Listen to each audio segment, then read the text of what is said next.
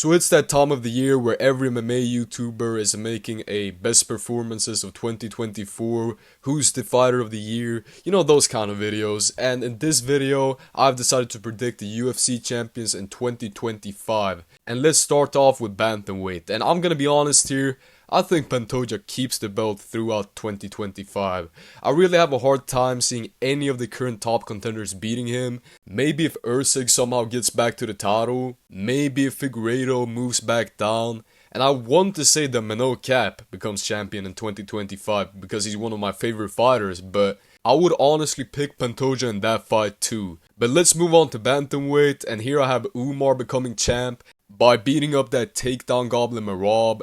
But I actually think this is a closer fight than a lot of people think it is, but that's another video in itself. So we're not gonna get into all that now, but Umar is also pretty inactive. Maybe he defends one time that year.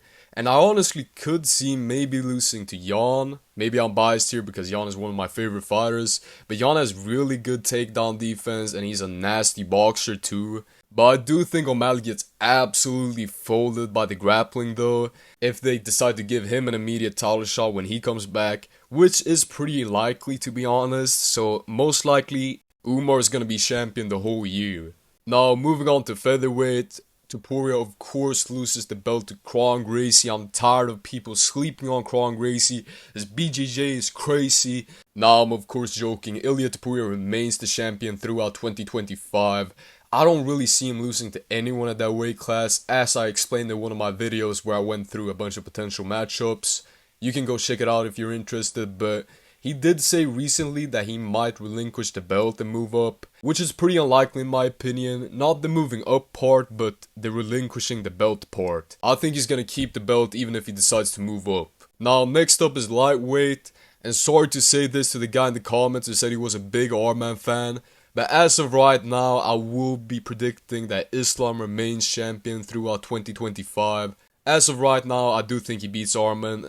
No one at lightweight can beat him in my opinion. The only threat in my mind is Ilia Topuria, who I did pick to beat Islam if he actually decided to move up. Check out that video if you're interested, but it's pretty unlikely that he moves up. It's not impossible, but very unlikely. But anyways, moving on.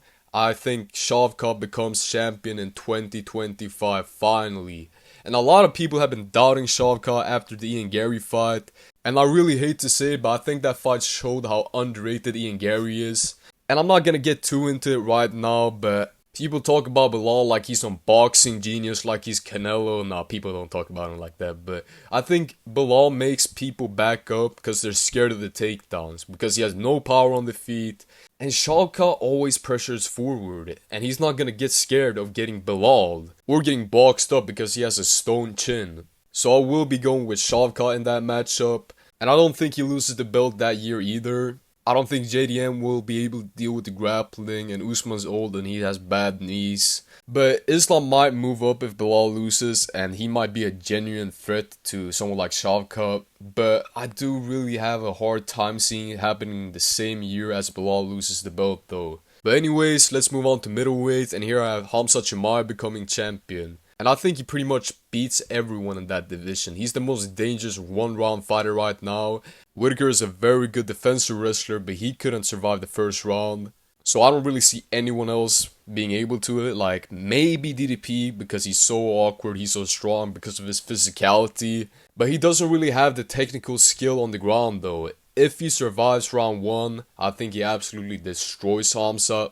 But I think it's more likely that Hamza finishes him in the first round. And besides DDP, it's really hard seeing anyone else surviving the first round. So moving on to light heavyweight, I think Pereira remains champ here. He says he won't fight Ankalaev. I don't know who's ducking who or if he's trolling, but I think that fight is gonna happen. And I think actually Ankalaev loses that fight because he doesn't really offensively wrestle that much.